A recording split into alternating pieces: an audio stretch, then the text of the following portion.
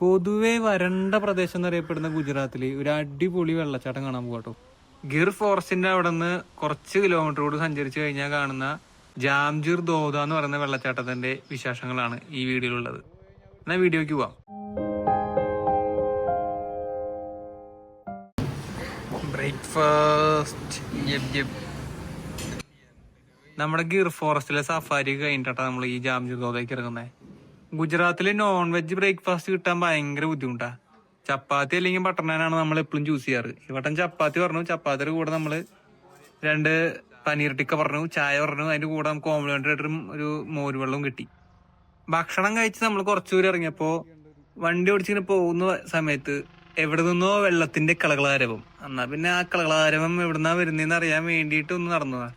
നോക്കിയപ്പോ അവിടെ ചെറിയൊരു വെള്ളമൊഴുക്ക് എന്ന് പറയാം. ഒരു ടാങ്ക് പോലെ വെള്ളം ഇങ്ങനെ കെട്ടി നിർത്തിയേക്കുന്നു. ഓവർഫ്ലോ ആയിട്ടുള്ള വെള്ളം ഇങ്ങോട്ട് ഇങ്ങനെ ഒരു നല്ല ഫ്ലോ ആയിട്ട് ഒരു കാസ്കേഡ് പോലെ ഒഴുകിക്കൊണ്ടിരിക്കുന്നു. കുറച്ചു നേരം അവിടെ നിന്ന് അതിന്റെ വീഡിയോ ഒക്കെ എടുത്തു. കുറച്ച് ലോങ് ഷോട്ടും മിഡ് ഷോട്ടും താഴെ വെച്ച് മുകളിൽ നിന്ന് താഴോട്ടും ഒക്കെ കുറച്ചു നേരം വീഡിയോ എടുത്ത് ആ വെള്ളത്തിന്റെ ഭംഗിയൊക്കെ കണ്ട് കുറച്ചു നേരം അവിടെ നിന്നു. കുറെ നേരം അവിടെ നിന്ന് തിരിഞ്ഞിട്ട് പതുക്കെ നമ്മൾ അവിടെ നിന്ന് പോകുന്നു കേട്ടോ. ഏർലി മോർണിംഗ് ഇറങ്ങിയോണ്ടും പിന്നെ ഫുഡ് കഴിച്ച് വണ്ടി ഓടിക്കുമ്പോഴുള്ള ആ ഒരു ഇതുകൊണ്ടും നല്ല ഉറക്കം വന്നു. അതിന്റെ ഇടയിൽ കുറച്ചു നേരം കിടന്ന് ഉറങ്ങി. ഓരോ വഴിക്ക് ഒരു കാട് കടന്നിട്ട് വേണം പോവാൻ. നോക്കുമ്പോ റോഡ് സൈഡിൽ ഒരുത്തൻ ഇരിക്കുന്നു. വെറുതെ നമ്മളോട് ചിറ്റാറ്റിന് ഇരിക്കാൻ തോന്നുന്നു. മൂപ്പരാൾ അങ്ങോട്ട് നോക്കുന്നുണ്ട്, ആരെയും കാണുന്നില്ല. കുറച്ചേരം വർത്താനം പറഞ്ഞിരുന്നു അവനായിട്ട്. പിന്നെ നമ്മൾ അവിടെ നിന്ന് വിട്ടു. കുറച്ചു ദൂരം പോകുന്നതോറും കാടിന്റെ ഒരു എഫക്ട് കുറഞ്ഞു തുടങ്ങി. കാട് കുറഞ്ഞു നാട്ടുപ്രദേശമായി തുടങ്ങി. പിന്നെ നാട്ടുപ്രദേശം എന്ന് പറഞ്ഞപ്പോ പിന്നെ സിനിമകളിലൊക്കെ കാണുന്ന പോലെ നല്ല ഉൾവഴികളായി തുടങ്ങി. മണ്ണിട്ട വഴികള്, അധികം ആളനക്കം ഇല്ലാത്ത സ്ഥലങ്ങള്. അത് ചെറിയ വഴി, വളരെ ചെറിയ വഴി, ഒരു ജീപ്പൊക്കെ പോകുന്ന അത്രയും വീതിക്കുള്ള വഴി. ഇനിയിപ്പോ ഗൂഗിൾ മാപ്പ് നമ്മളെ വല്ല കൊള്ളസംഖ്യാതയാണ് എത്തിക്കണേന്നൊരു ഡൗട്ട് ആയി. എന്നുവെച്ചാൽ അങ്ങനത്തെ ഒരു വഴിയാണ്. ഫുള്ള് മണ്ണും ഇതായിട്ട് വലിയ വലിയ ആൾക്കാർ പോയിട്ട് ഒരാളെ പോലും കാണുന്നില്ല. കുറെ ദൂരം നമ്മളിങ്ങനെ ഒറ്റയ്ക്ക് സഞ്ചരിച്ചുകൊണ്ടിരിക്കണം. നമ്മൾ രണ്ടുപേരല്ലേ ഉള്ളൂ. ആ വഴി തെറ്റിയാ ചോദിക്കാൻ പോലും ആരുമില്ല. ഗൂഗിൾ മാപ്പിനെ വിശ്വസിച്ചാണ് നമ്മൾ ഈ പോകുന്നത്. ഒരു ശരിക്കും ഒരു അഡ്വഞ്ചറസ് റൈഡ് ആയി പോയത്. എന്ന് വെച്ചാൽ നമ്മളിതിന് മുന്നേ വന്നിട്ടുള്ള സ്ഥലവും ഇല്ലെങ്കിൽ നല്ല കേട്ടുകേൾവിയുള്ള സ്ഥലമല്ല.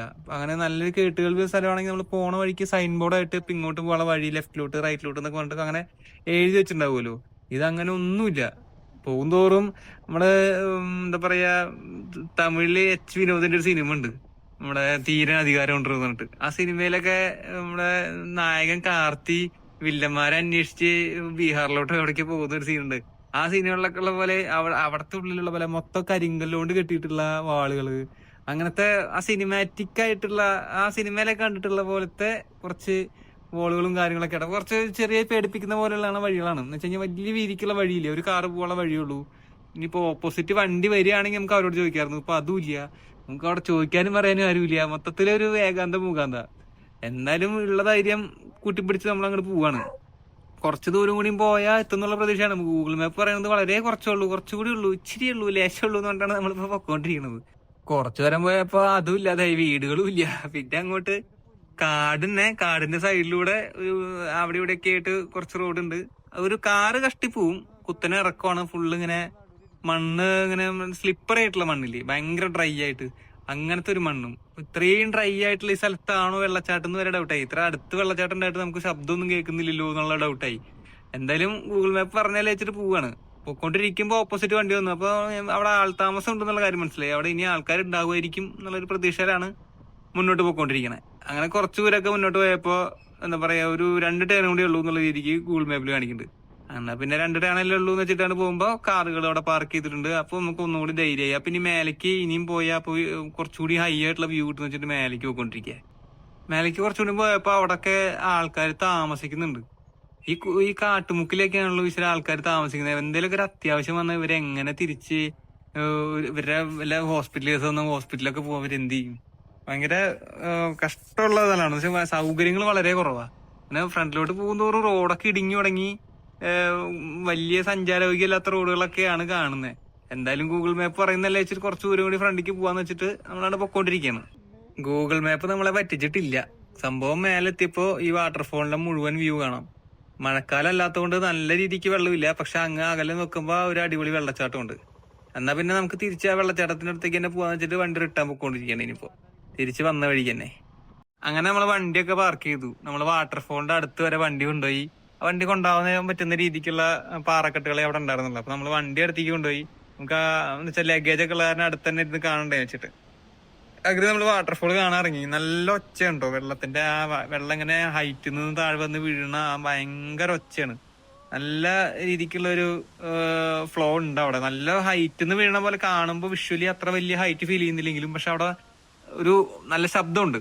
അത് നല്ല അവിടെ നിന്ന് കാണുമ്പോൾ ഉണ്ടായിരുന്ന ആ എക്സ്പീരിയൻസ് ഉണ്ടല്ലോ വളരെ നൈസ് ആയിരുന്നു.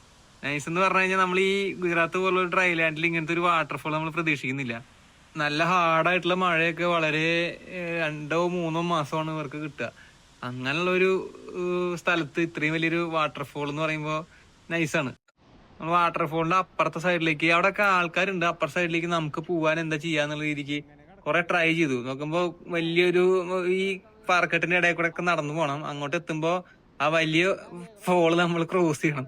അത് കുറച്ച് ടാസ്ക് ആണ്. എന്നാലും നമ്മളൊന്ന് ട്രൈ ചെയ്ത് നോക്കാന്ന് വെച്ചിട്ട് കുറെ അവിടെ നിന്ന് അങ്ങോട്ടും ഇങ്ങോട്ടൊക്കെ ചാടി നോക്കി. പക്ഷെ കുറച്ചു ദൂരം കഴിയപ്പോ മനസ്സിലായി അതൊന്നും നടക്കാൻ പോകണില്ല എന്ന് വെച്ചുകഴിഞ്ഞാൽ പിന്നെ ഭയങ്കര ഹാർഡായിട്ടുള്ളതായി തുടങ്ങി. ആദ്യത്തെ ലെവലൊക്കെ വളരെ ചെറിയ ലെവലായിരുന്നു. അത് അവനും ചാടാൻ പറ്റുന്ന രീതിയായിരുന്നു.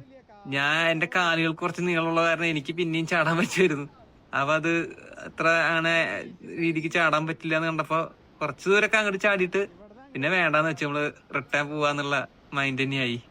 എന്നാലും പ്രതീക്ഷ കൈവിടാതെ കുറച്ചു നേരമൊക്കെ ട്രൈ ചെയ്തു. പക്ഷെ 2 വട്ടം അങ്ങോട്ട് കൂടി ചാടിപ്പോ കാര്യം മനസ്സിലായി. പിന്നെ റിട്ടേൺ തന്നെ അങ്ങനെ തന്നെ തിരിച്ചുപോയി. ഏറെ ധൈര്യം സംഭരിച്ച് ആ ഫോളിന്റെ ടോപ്പ് എന്നുള്ള വീഡിയോ എടുക്കാൻ വേണ്ടി തെറ്റത്തോട്ട് പോയി. റിസ്ക് ആണ്, പക്ഷെ അത്ര വലിയ റിസ്ക് ഇല്ല. കാണുമ്പോഴുള്ള ഒരു ഇതിന് വളരെ സിമ്പിൾ ആയിട്ടുള്ള ഒരു ഇതാണ്. നല്ല മോളെന്നുള്ളത് കുത്തൊഴി ആ ഒഴുക്കിലെങ്ങാനും വീണ കഴിഞ്ഞാ തീർന്ന്. നല്ല അടിപൊളി ഫോളല്ലേ, എന്ത് ഭംഗിയാ കാണാൻ.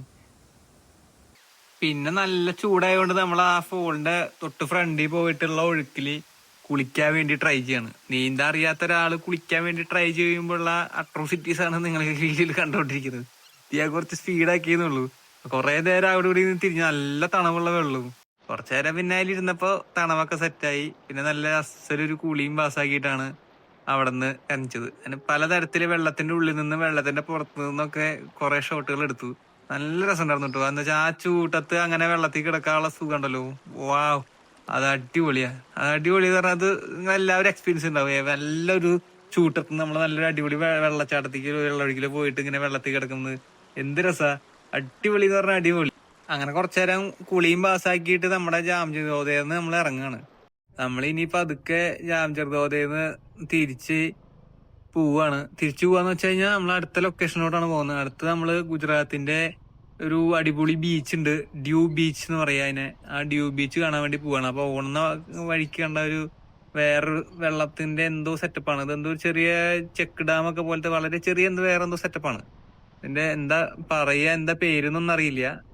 അവിടെ ഫുള്ള് പ്ലാസ്റ്റിക് ഒക്കെ ഇട്ട് കൂട്ടിയിട്ടുള്ള ഒരു വെള്ളച്ചാട്ടമൊക്കെ വിട്ട് നമ്മള് മെയിൻ റൂട്ടിലോട്ട് പോവാണ്. അപ്പൊ പോകുന്നതോറും റൂട്ടിലൊക്കെ ഇങ്ങനത്തെ തണൽ മരങ്ങളുണ്ട്, കുറെ തണൽ മരങ്ങളുണ്ട്. അതിങ്ങനെ ഈ വള്ളി ഇങ്ങനെ റോഡിലോട്ട് തൂങ്ങി നിൽക്കുന്ന സെറ്റപ്പില്ലേ, അത് നേരിട്ട് കാണുമ്പോൾ ആ റോഡ് നല്ല ആംബിയൻസ് ഉള്ള റോഡായിരുന്നു. അപ്പൊ അവിടെ നമ്മള് നല്ല നല്ല സ്പീഡിൽ ഇങ്ങനെ നല്ല അടിപൊളിയായിട്ട് ഇങ്ങനെ വണ്ടി ഓടിച്ച് പോയിക്കൊണ്ടിരിക്കുക. ഇനിയിപ്പോ നേരെ നമ്മള് ഡ്യൂ ബീച്ചിലോട്ടാണ്. ഡ്യൂ ബീച്ചിലോട്ട് ഇവിടുന്ന് ഒരു 80-90 കിലോമീറ്ററോളം ഉണ്ട്. അത് ഒരു അടിപൊളി ബീച്ചാണ്. നമ്മള് ഈ സ്ഥലത്ത് വെച്ചിട്ട് ഇവിടെ വെച്ചിട്ട് നമ്മൾ ഈ ജാംജർദോധ വെച്ച് കണ്ട ഒരു ഗുജറാത്തി നമ്മളോട് പറഞ്ഞ കേട്ടോ. ആള് അവിടുത്തെ ഒരു അഡ്വക്കേറ്റ് ആണ്. ആള് പറഞ്ഞാണ് ഡ്യൂ ബീച്ച് അടിപൊളിയാണ്, നിങ്ങൾ എന്തായാലും വിസിറ്റ് ചെയ്യണം, സൂപ്പറാണ്. ഡ്യൂ ബീച്ചിന്റെ ഓപ്പോസിറ്റ് ഒരു സൈഡ് ഉണ്ട്, അവിടെ എന്തായാലും പൊക്കോളോ, അടിപൊളിയാണ്, സൂപ്പറാണെന്നൊക്കെ പറഞ്ഞിട്ട് നമ്മള് അങ്ങനെ വണ്ടി ഓടിച്ച് അവിടെ എത്തി കണ്ടപ്പോ നിങ്ങളെ വണ്ടിയായിട്ട് നിങ്ങൾക്ക് അവിടെ പോവാം എന്നൊക്കെ പറഞ്ഞിട്ട് നമ്മളെ എൻകറേജ് ചെയ്ത് വിട്ടിരിക്കുകയാണ്. എന്നാ പിന്നെ ആളെ എൻകറേജ് ചെയ്ത് വിട്ടതല്ലേന്ന് വെച്ചിട്ട് നമ്മള് ജാംജർദോധയിന്ന് നേരെ ഡ്യൂ ബീച്ചിലോട്ട് പോവാണ്. ഈ ഡ്യൂ ബീച്ചിന്റെ വിശേഷങ്ങളൊക്കെ ആയിട്ട് വേറൊരു വീഡിയോ വരും. ഇത് പോകുന്ന വഴി മാത്രമേ ഉള്ളൂ. ഇനി നമ്മൾ ഇവിടുന്ന് അങ്ങോട്ട് ട്രാവൽ ചെയ്യാണ്. വേറെ ഇനിയിപ്പോ സ്പെഷ്യൽ ആയിട്ടൊന്നുമില്ല. അപ്പൊ ഇനി ഡ്യൂ ബീച്ചിന്റെ വിശേഷങ്ങളുമായിട്ട് അടുത്ത വീഡിയോയിൽ കാണാം.